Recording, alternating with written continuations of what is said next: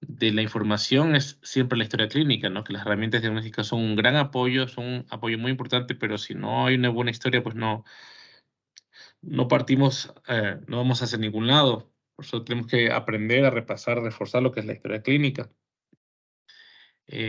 Habíamos comentado que el 70% del diagnóstico, la historia clínica, y que es muy importante llegar a un diagnóstico que cuando hablamos de tratamiento, pues por último buscamos el celular, vemos el internet, vemos un libro de bolsillo y encontramos la dosis del medicamento y por cuántos días, pero lo difícil es llegar al diagnóstico, ¿no? Entonces, hasta ahí nos habíamos quedado en la reunión anterior. Entonces, el día de hoy vamos a ver qué es el diagnóstico y cómo llegamos a este diagnóstico, ¿no? ¿Qué es para ustedes el diagnóstico de una enfermedad?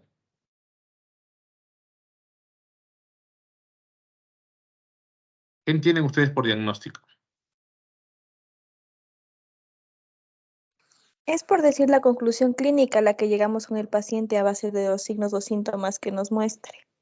La conclusión clínica, ya muy bien. ¿Qué más? Qué otro concepto tienen de diagnóstico?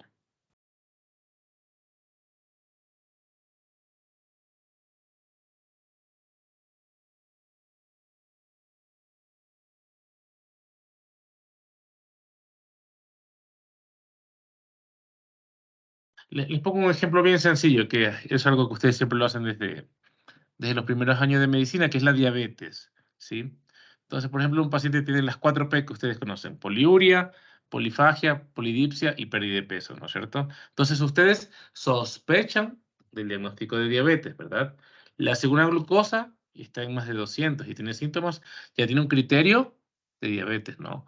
O puede que no haya tenido 200, tiene 140, entonces le pides otro estudio que es la glicosilada, claro que aquí en Ecuador no está validada, o una prueba de test de tolerancia. Ya con más pruebas tenemos más criterios y cumplimos los criterios diagnósticos para diabetes mellitus, ¿sí? Entonces decimos el paciente tiene diagnóstico de diabetes mellitus. Entonces, ¿qué entienden con ese ejemplo? ¿Qué entienden ustedes por diagnóstico?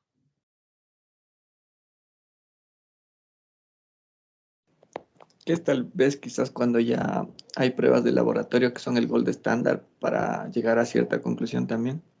Claro, bueno, ahí mezclaste dos cosas, ¿no? Hay pruebas de laboratorio que nos ayudan a confirmar nuestra sospecha, ¿no? Nos llevan a confirmar un diagnóstico. Entonces, el diagnóstico sería como la confirmación de la sospecha, ¿no?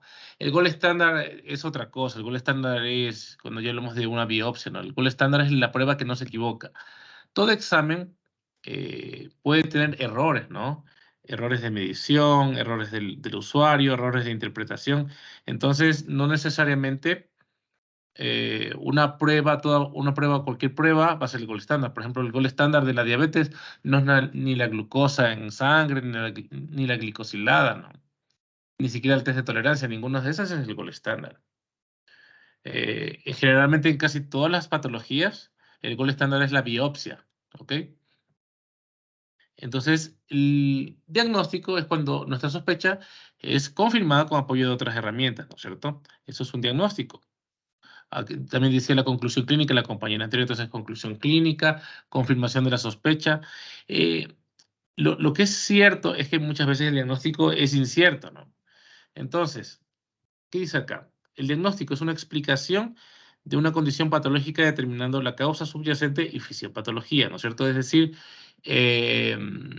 paciente viene con tos, expectoración, piensan en neumonía, ustedes ya conocen la fisiopatología de la neumonía, que hay microaspiración, se hace el consolidado y se provoca la neumonía, ¿no es cierto?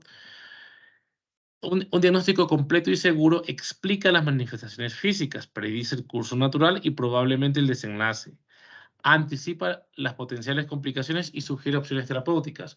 Un ejemplo de este punto 2, la cirrosis. Paciente que tiene antecedentes de alcoholismo, ¿no es cierto? Alcoholismo de larga data, desnutrición, y viene con un cuadro de ascitis. Ustedes lo ven en el examen físico, ustedes sospechan de cirrosis. Y el examen físico encuentra estigmas de hepatopatía crónica que van a buscar, ¿no es cierto? Ven ictericia, rinofima, posiblemente incurgitación yugular, en manos la hipotrofia tenar, hipotenar, ginecomastia, la ascitis que ya habíamos comentado, el caput medusae, arañas vasculares, redistribución del vello púbico, ¿no es cierto? Hipotrofia testicular. Entonces, pensamos en cirrosis, luego vemos todo eso y como que sospechamos más aún en cirrosis, ¿verdad? Y luego hacemos un eco y vemos que dice hígado de aspecto cirrótico, ¿no? Aspecto micronodular. Ya habíamos conversado que el eco no es el gol estándar de la cirrosis. La elastografía se acerca un poquito más a la certeza diagnóstica, pero la única forma de diagnosticar una cirrosis es la biopsia. Pero no le vamos a hacer todos biopsias porque siempre vemos riesgo-beneficio, ¿no es cierto? Entonces, a veces con el eco y lo que pensamos, concluimos que es cirrosis sin tener que hacerle más pruebas.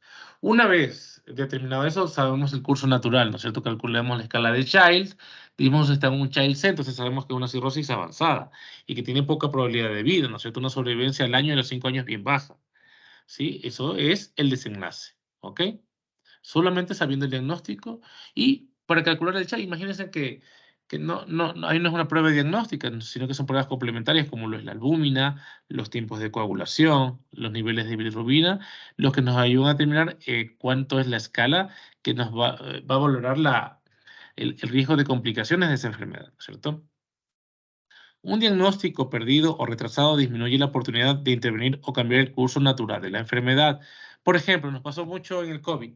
Paciente, estábamos en época de COVID, casi todo paciente que tenía sintomatología respiratoria era COVID hasta que no se demuestre lo contrario. Entonces venía con tos, venía con disnea, venía con fiebre y dolor torácico. Creo que pensábamos COVID. Entonces ingresa el paciente, le ponemos oxígeno, dexametasona y el paciente sigue empeorando y decimos algo pasa aquí, ¿no es cierto? Entonces resulta que no era COVID o sí era COVID, pero además de eso tenía una tromboembolia pulmonar y no estaba recibiendo dosis adecuada de anticoagulante. Entonces, eso es un error diagnóstico porque no se pensó en tromboembolia pulmonar y retrasó el tratamiento, ¿no es cierto? Retrasó el inicio del anticoagulante y eso implica aumento grave de la probabilidad de muerte.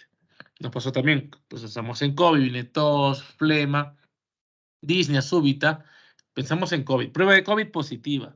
Pero claro, no se le preguntó bien al paciente, el paciente tenía sintomatología respiratoria ya 2 años, tenía tos y flema hace 2 años, claro, recién tuvo una disnea y se exacerbó, entonces claro, tuvo COVID porque tuvo una positiva de COVID, pero tenía algo previo, una enfermedad pulmonar previa que le estaba ya haciéndole más susceptible, ¿no? Por ejemplo, la tuberculosis. Recibe corticoides y ¡pum! Con los corticoides la tuberculosis se activa y no le mata el COVID, pero le mata la tuberculosis, ¿no es cierto? Entonces, un diagnóstico perdido o retrasado disminuye la oportunidad de intervenir o cambiar el curso natural de la enfermedad, o sea, que el paciente se sane y evitar la muerte del paciente. Un diagnóstico errado puede complicar la enfermedad por acciones inefectivas o peligrosas, como el ejemplo que acabo de describir, ¿no es cierto? Dar corticoides en alguien que tenía la tuberculosis, dar corticoides en alguien que no tenía algo inmune, sino que tenía cáncer, por ejemplo, ¿no es cierto? Entonces, vean la importancia de un correcto diagnóstico. El diagnóstico siempre es imperfecto. Bueno, este es un concepto bastante debatible. Sin embargo, pues el diagnóstico casi siempre es incierto, ¿no? Porque con la sospecha clínica nos apoyamos en el examen físico para pensar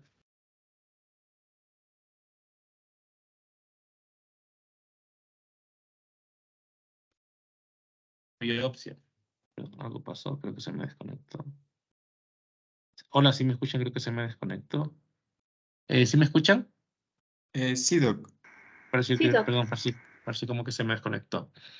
Entonces, el diagnóstico no siempre es exacto, ¿no? A veces viene el paciente con edema, ¿no es cierto? Edema de miembros inferiores, una disnea progresiva, ortopnea. Y claro, decimos el diagnóstico, insuficiencia cardíaca. Pero ese no es el diagnóstico completo, ¿no? El diagnóstico completo es que quizás tiene una insuficiencia cardíaca porque tuvo un infarto agudo de miocardio, entonces el diagnóstico correcto es infarto agudo de miocardio, o porque tiene amiloidosis cardíaca, entonces el diagnóstico correcto no es solo insuficiencia, sino amiloidosis cardíaca. Entonces, siempre tenemos que ser muy precisos con el diagnóstico, tratar de perfeccionar ese diagnóstico porque en eso nos basamos en un tratamiento correcto. No va a ser lo mismo el tratamiento de la insuficiencia cardíaca en un paciente infartado que en un paciente con amiloidosis, por ejemplo. Eh, Estas son estimaciones, ¿no? Estimaciones de estudios realizados en Norteamérica. Aquí no hay este tipo de estudios, pero se ha confirmado allá que el diagnóstico es incorrecto en al menos 15 a 25% de todos los casos. En el piso no hemos hecho esa estimación, pero es muy frecuente y yo siempre le digo a los residentes o a los posgradistas que están conmigo que el diagnóstico de emergencia o el diagnóstico de sesgo casi siempre es incorrecto, ¿no? Yo les digo más de la mitad de los casos, ¿no? Como les digo, no tenemos estudio, pero es lo que vemos en el piso. La mayoría de los diagnósticos de emergencia son equivocados cuando el paciente ya sube al piso. Entonces, por eso tiene que ser todo un ejercicio diagnóstico. La correlación entre el diagnóstico clínico y la autopsia clínica es del 50% solamente.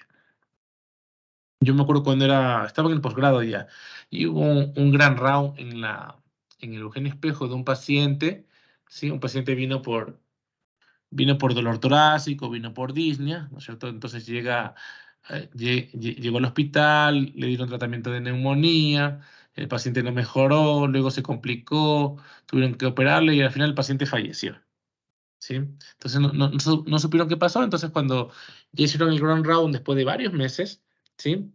Los médicos de diversas áreas de medicina interna, de neumología, de hematología, presentaron sus argumentos, ¿no? Y claro, hubo un dato muy importante, el paciente antes de todo eso, tuvo diarrea. Entonces, cuando le hacen la autopsia, el hígado estaba pegado a la pleura, ¿no? Y en la biopsia de pulmón encontraron trofocitos de ameba. Entonces, ¿qué pasó? Tuvo diarrea por ameba, fue disentería. Luego le dio un absceso hepático mediano, por eso fue el dolor abdominal, se perforó, llegó al tórax, al pulmón, y tuvo una amebiasis pulmonar. Como los antibióticos que le dieron, así sean de amplio espectro, no le pegan a la ameba, pues el paciente se murió, ¿sí? Y entonces, claro, hubo muchos expertos. Los Eugenio Espejos, como ustedes saben, es un hospital de alta especialidad, ¿no? Hay no solo especialistas, sino subespecialistas. Entonces, imagínense el error. Y no es porque sean malos o algo, sino porque es lo que representa la dificultad muchas veces de llegar a un diagnóstico. Miren, la correlación 50%, o sea, la mitad de las veces nos estamos equivocando si lo comparamos con el gold estándar, ¿sí? El error diagnóstico es el más dañino, como ya lo conversamos. 2/3 de las causas de error diagnóstico son errores en el razonamiento, es decir, están ahí todas las herramientas, pero a veces no lo vemos, ¿no? Como les había comentado, los ojos no ven lo que la mente no sabe, y eso es mucho, tiene que ver no solamente con el tiempo que uno dedica estudiando, sino también muchas veces con la experticia, con la experiencia. El diagnóstico involucra una probabilidad matemática. Habíamos comentado que la medicina no necesariamente es una ciencia. La medicina utiliza la ciencia en su favor, pero no es una ciencia la medicina. La medicina para muchos es un arte, ¿no? Ustedes saben que en matemáticas, que es una ciencia, ¿no es cierto? Una ciencia exacta, las ciencias son exactas. En matemáticas, 1 más 1 es 2. En medicina, 1 más 1 a veces es 1, 1 más 1 a veces es 3, 1 más 1 a veces es 10, 1 más 1 a veces es 2, ¿no? Entonces, no es precisa la medicina porque varía por la genética, la epigenética de cada persona, de cada individuo.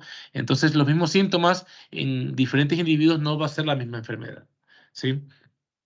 Entonces, se han tratado de desarrollar modelos matemáticos para llegar a este diagnóstico. ¿Sí? Entonces, lo que habíamos conversado, ¿no? ¿Cómo es el ejercicio diagnóstico? ¿No? Primero, con la anamnesis tenemos una sospecha en base a lo que nos dice el paciente. Con el examen físico extendemos más lo que sospechamos. Y de acuerdo a las necesidades pedimos pruebas de laboratorio o de gabinete, ¿no? Pruebas especiales y siempre tiene un gran peso la epidemiología. Ya vamos a ver más adelante en las pruebas diagnósticas qué es esto del valor predictivo y donde el determinante de mayor peso pues es la epidemiología.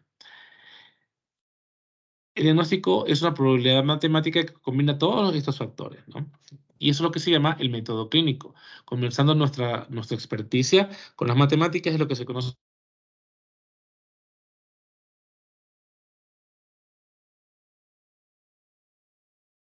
¿Cuál es el...? Perdón.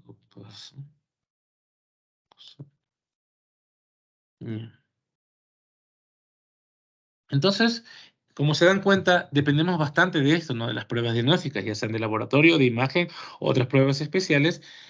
Son métodos diagnósticos y necesitamos conocer ciertos conceptos que yo les pedí que repasaran, ¿no es cierto? Que son estos de aquí. ¿Qué es la sensibilidad? ¿Qué es la sensibilidad de una prueba? ¿Alguien me puede decir, por favor?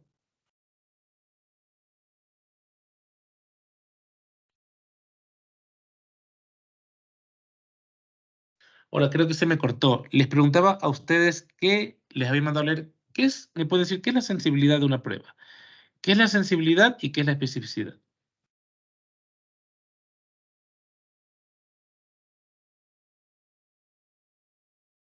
La sensibilidad es cuando una prueba tiene la capacidad de encontrar a alguien que es enfermo y la especificidad, en cambio, de encontrar a alguien que en realidad no está enfermo. No, ahí estás mezclando un poquito el concepto con lo que es valor predictivo, ¿no? La sensibilidad es la probabilidad de que una prueba salga positiva en alguien que sí tiene la enfermedad. Eso es sensibilidad. La probabilidad de que la prueba salga positiva en alguien que sí tiene la enfermedad.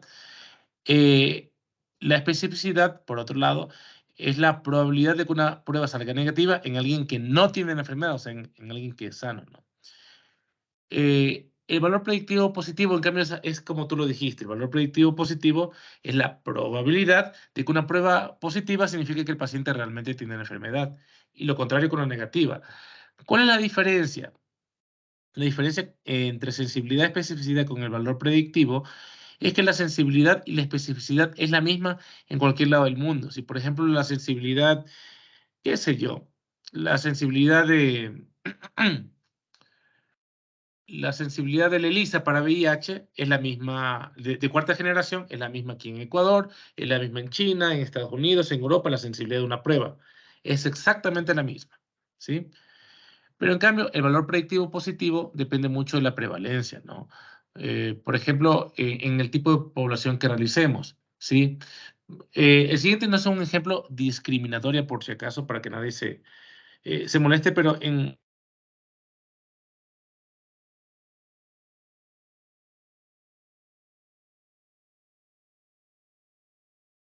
perdón, tengo un problema con conexión ahí. Entonces, en nuestro país, el VIH es una enfermedad que es baja, concentrada. ¿Qué significa esto? Que es menos del 1% de toda la población ecuatoriana y solamente concentrada, que está en ciertos grupos de riesgo, que en nuestro medio son los HCH, ¿no? Son los hombres que tienen sexo con hombres. Entonces, en alguien que es HCH, si le hago la prueba, el valor predictivo positivo será mucho mayor que en alguien que no es HCH, ¿no? Es un ejemplo de valor predictivo. La diferencia, lo que quiero decir es que depende de la prevalencia de la enfermedad. En cambio, la sensibilidad no depende de la prevalencia. La sensibilidad y especificidad son intrínsecas de la prueba, ¿ok?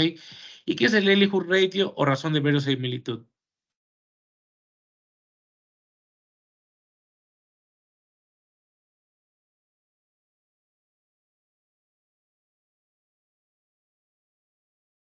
Digo, ¿qué es el Likelihood Ratio o razón de verosimilitud?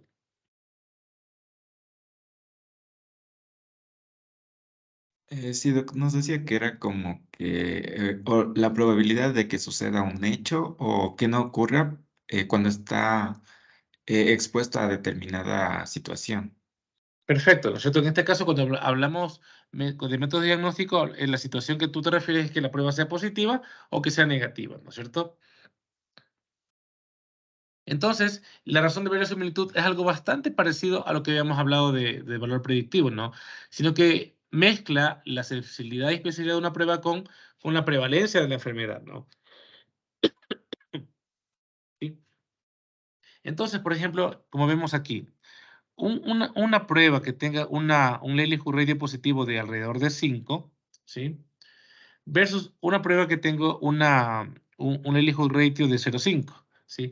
Si hay una prevalencia del 40% de esa enfermedad, ¿sí? Con la misma prueba, miren, con la misma prevalencia, perdón, con una prueba con una razón de verosimilitud de 5, nos da 80% de probabilidades de que el paciente tenga la enfermedad, ¿no? En cambio, con una razón de verosimilitud de 0,5 es menos del 20% la probabilidad de que lo tenga. Entonces, mientras más alta la razón de verosimilitud, más probable es que si el paciente tenga la prueba positiva, pues tenga la enfermedad. Es famoso Likelihood Ratio, ¿no? Es el concepto muy similar al valor predictivo, sino que es depende de algo que llamamos un nomograma, ¿no? Un nomograma que depende de la prevalencia. Sino que es expresado en métodos más precisos, ¿no? Que es en unidades, ¿no? En cambio, el valor predictivo es expresado en porcentajes.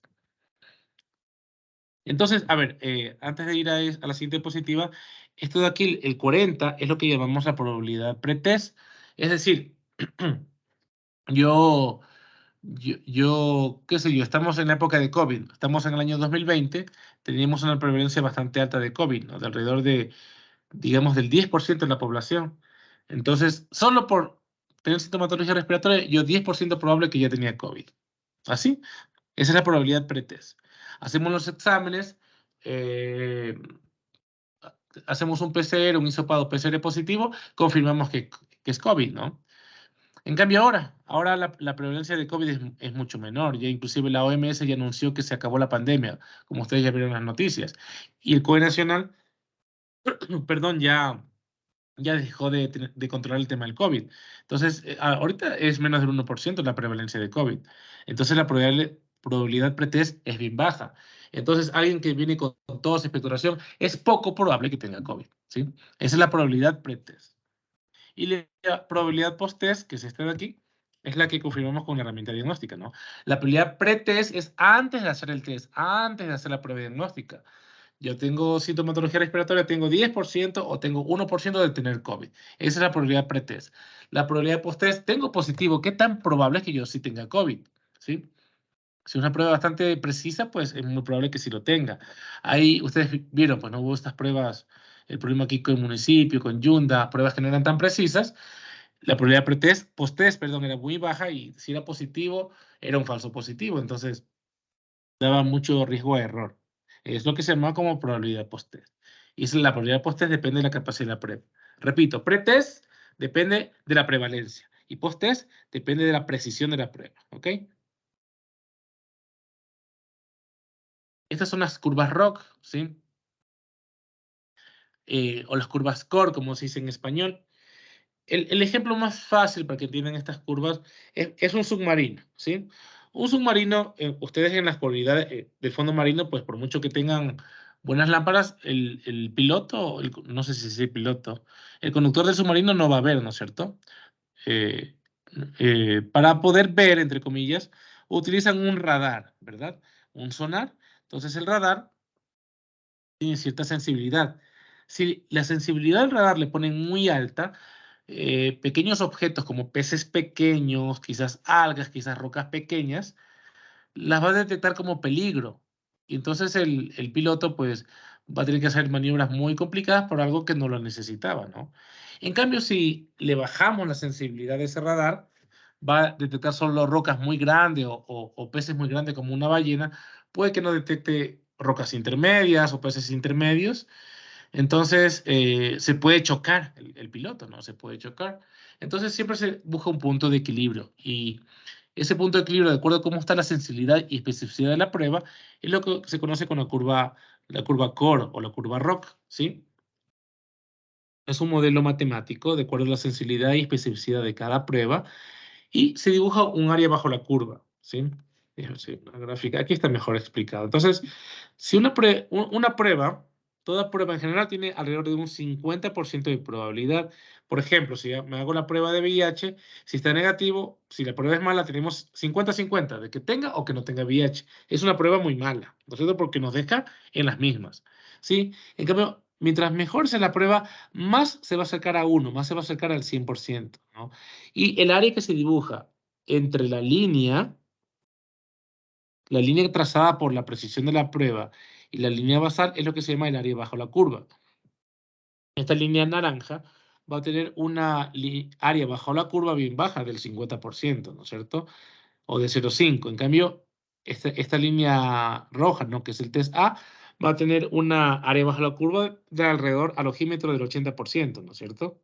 Entonces va a ser mucho mejor que una prueba estándar, ¿no? Que el azar. Entonces es lo que se conoce como rendimiento de una prueba. Aquí pasemos nomás, estas son diapositivas del doctor Fabricio, ¿no? Aquí pasemos. Para continuar, ¿no? ¿Qué es el diagnóstico diferencial? Una vez que nosotros levantamos la sospecha de que el paciente tiene cierta enfermedad, ¿sí? Es importante, es fundamental hacer el diagnóstico diferencial. ¿Qué otros síntomas pueden dar ese mismo síndrome o ese mismo cuadro, ¿no? Lo más fácil siempre son los cuadros respiratorios, para dar el ejemplo, ¿no? Hablábamos del COVID.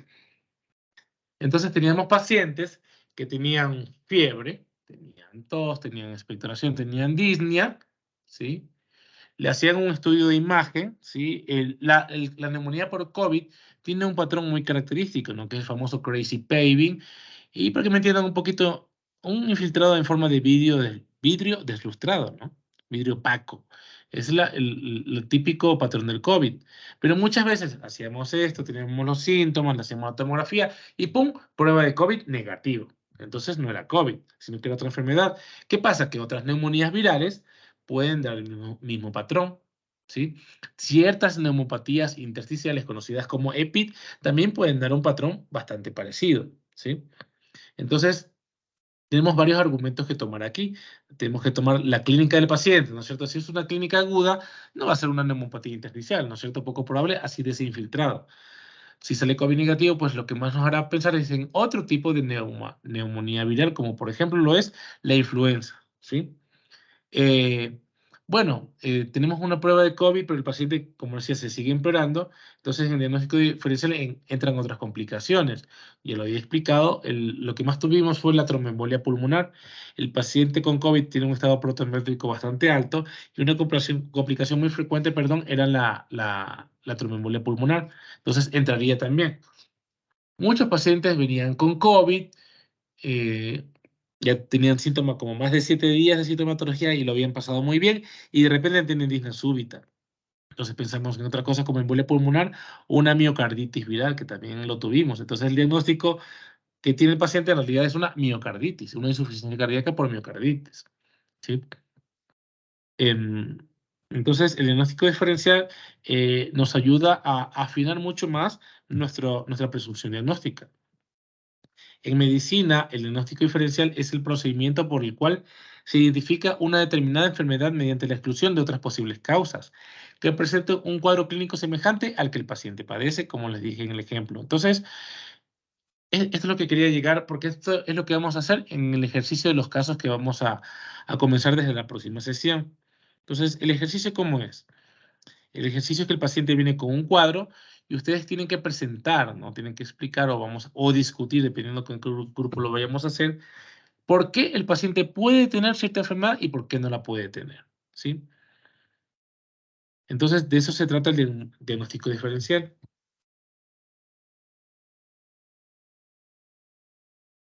Bueno, hasta aquí nos vamos a quedar el día de hoy.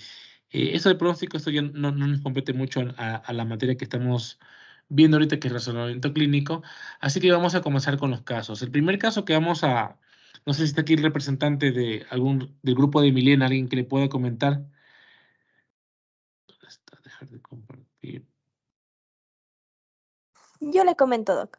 Ya, el primer caso que vamos a estudiar con los dos grupos es el capítulo número 4, el caso número 4, que es insuficiencia cardíaca, ¿sí? Entonces, van a revisar el caso que está ahí, un caso bastante cortito, ¿sí? Y van a revisar la fisiopatología de la insuficiencia cardíaca, porque eso ya no vamos a discutirlo en clase, sino que vamos a discutirlo, ¿no? Vamos a discutirlo ya para hacer el diagnóstico diferencial. Entonces, ese va a ser el primer caso que vamos a desarrollar. No sé, a la final, con el grupo que es del militar y Achecán, me dijeron que a la final no pueden ir temprano al hospital, ¿no es cierto? Porque con ustedes vamos a ver si lo hacemos online, ¿ok? Sí, Doc. Ya, pues ahí Y yo de forma individual me contactaría contigo para ver cómo lo vamos a hacer. Tenemos que hacer dos sesiones, ¿no? Una para abrir el caso y otra para cerrarlo, ¿sí? ya, Doc. Con otro grupo de Milena, que Emily dijo que está presente, en cambio, lo podemos abrir también online.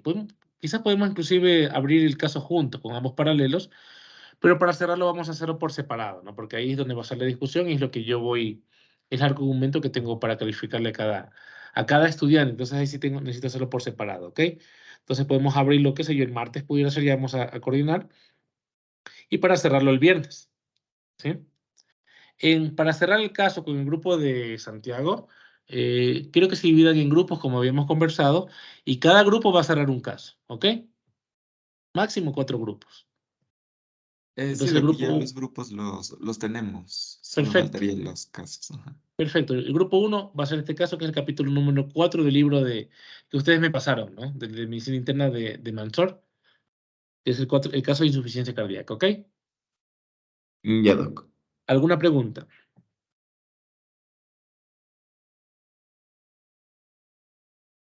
Tal vez hay un límite de diapositivas o tiempo para la presentación o... O sea, límite de diapositivas no lo hay. Pueden tener 3 diapositivas que lo explican todo en 3 diapositivas, como pueden tener 100 diapositivas, ¿no? Depende de cómo lo quieran presentar. Lo que se límite es de tiempo, ¿no? Pues tenemos 1 hora. Listo, Doc. Sí, verán, no se trata de que expongan la enfermedad, ¿no? Tienen que, en el diagnóstico diferencial, hablar algo muy puntual de por qué en el paciente del ejemplo puede o no puede tener dicha enfermedad, ¿sí? Por ejemplo, en ese mismo de insuficiencia cardíaca, ¿no? ¿Por qué el paciente no tiene un infarto, ¿no? Porque no tuvo dolor torácico, porque no fue súbito, etcétera, ¿no? Entonces ustedes argumentan en el paciente por qué puede o no puede tener ese diagnóstico diferencial. De eso se trata el análisis que quiero que hagan, ¿ok? Bueno, en todo caso, en el primer día vamos a abrirlo, si ustedes van a leer la fisiopatología y van a preguntar algún dato más de la historia clínica que creen que les haga falta, ¿sí? Y vamos a abrir el caso. Luego, con cada paralelo de forma individual, lo vamos a cerrar, ¿ok? Yo creo que tentativamente sería el martes para que tengamos la reunión de apertura. Igual me estarían confirmando a ver si pueden ese día u otro día, ¿ok? Listo, Doc, ya le confirmaría. Sí, te agradezco mucho. Ya, Doc. ¿Alguna otra pregunta?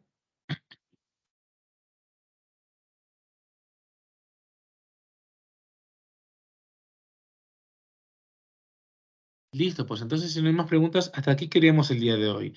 Yo les agradezco otra vez porque se hayan dado la molestia de conectarse a esta hora. Sí, yo sé que es tarde, están cansados, están con sueño, es viernes, y por eso les agradezco, sí, les agradezco que se den el tiempo. Entonces, hasta aquí quedamos el día de hoy y estamos conversando en la próxima clase, a ver si la tenemos martes o miércoles.